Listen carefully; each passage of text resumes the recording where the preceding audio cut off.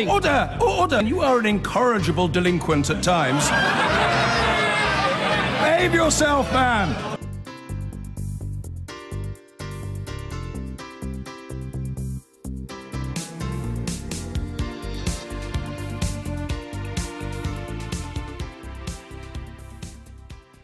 I'm delighted to be joined by the new Culture Secretary, Matty Hancock. Before we get on to your brief, interesting announcement today from the new Justice Secretary, David Gauke, that the government may well launch effectively an appeal against the decision to release the convicted rapist John Worboys out. It seems like a sort of rather weird interference in the judicial and process, isn't it? I mean, what possible basis is there for government behaving this way?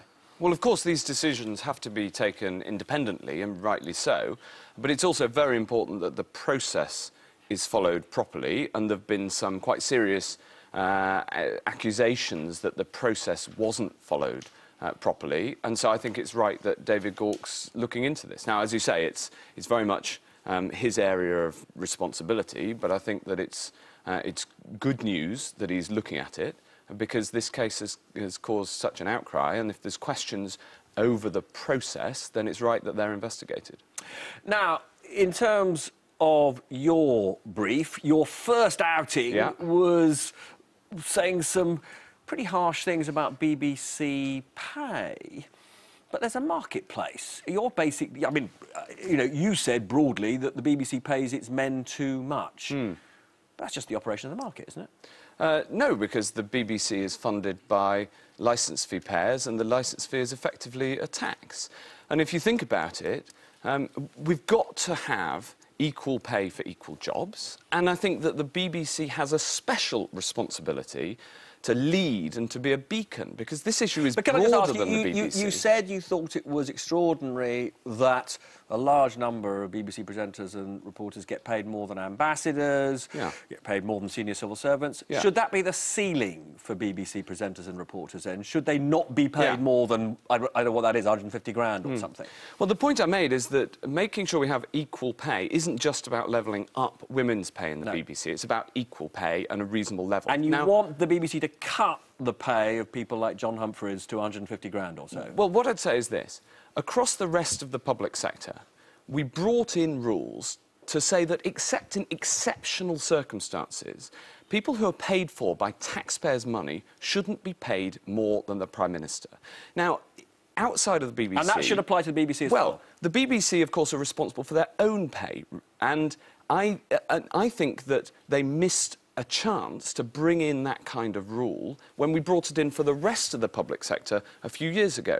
So now it has to go through a special process to pay somebody more than the Prime Minister. Of course, there's sometimes circumstances where that's necessary.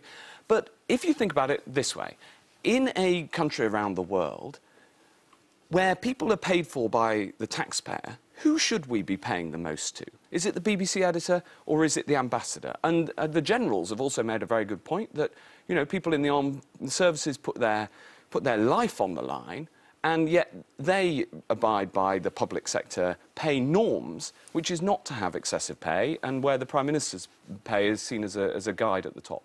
So would you urge the Director General of the BBC to have a frank chat with the likes of, say, John Humphreys, Hugh Edwards, Jeremy Vine, and just say, look, you know, you're obviously having a great time, but, you know, if you want to stay here, you know, the maximum is 150? Well, I'm looking forward to seeing the Director General of the BBC in the next couple of weeks, and we will certainly be discussing this topic.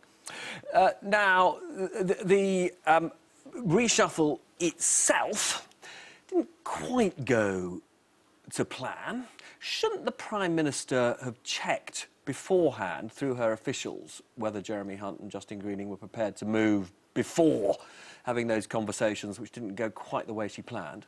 Well, I thought that the reshuffle brought lots of fresh faces, lots of new voices to the cabinet table.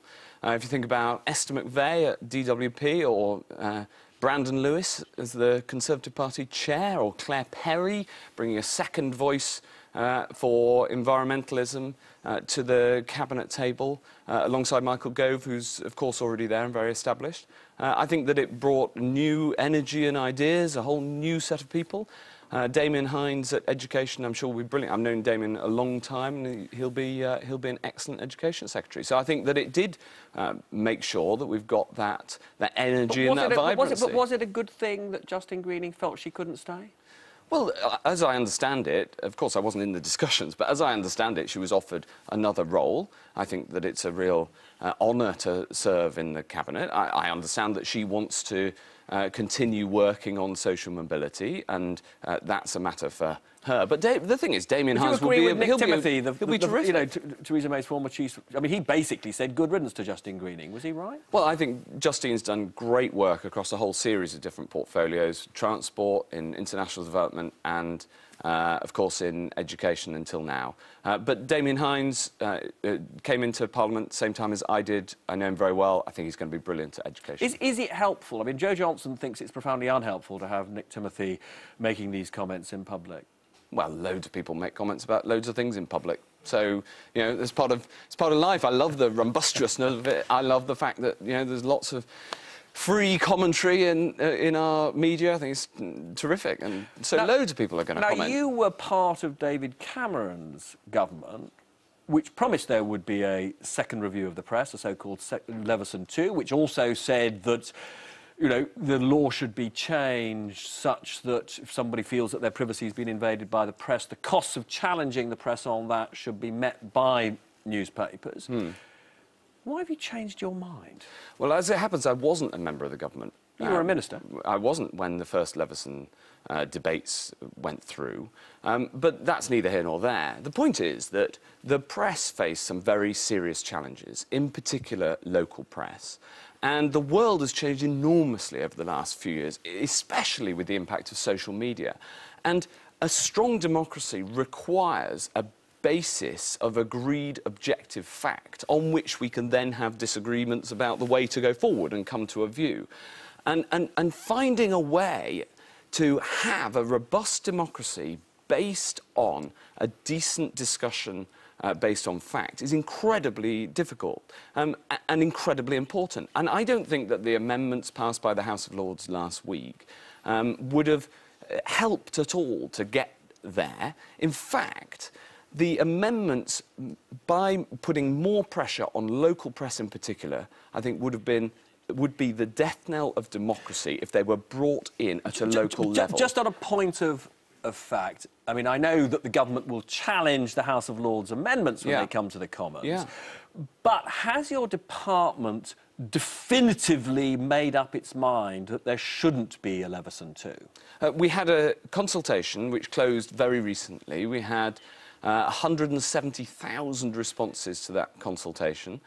We haven't published the response, and so as the new Secretary of State... So when will you publish the formal decision? Pretty shortly, but as... And can we assume that we know what the answer is, that you're going to come down against a second Leveson? Well, there's a proper process to go through, including consultation with Sir Brian himself, and so we will go through the process But you said properly. you don't want it. I don't want these amendments in the House of Lords that were passed, because I think that they would be very damaging. So there could be a second review? Well, we're going to come to the view, having objectively looked at all of the evidence and the 170,000 responses which my team in government are currently going through. Now, sadly, we're out of time, and it's a great relief for you, because Sarah Waterston wanted me to ask you to sing some grime, but you've got away with it, because we're out of time. It's over to the break.